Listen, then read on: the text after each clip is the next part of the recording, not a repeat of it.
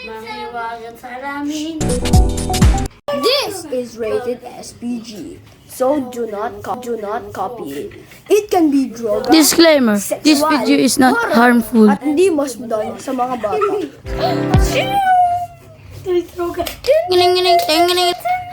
Ito po ang pagnanakaw ni John Matthew Pontivida. Ipapakita po Ipakita ang po video ang ng pagnanakaw ni John Matthew. ka!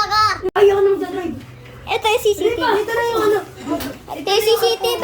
Game na. Hindi na. At para po, nag-aay po po sila.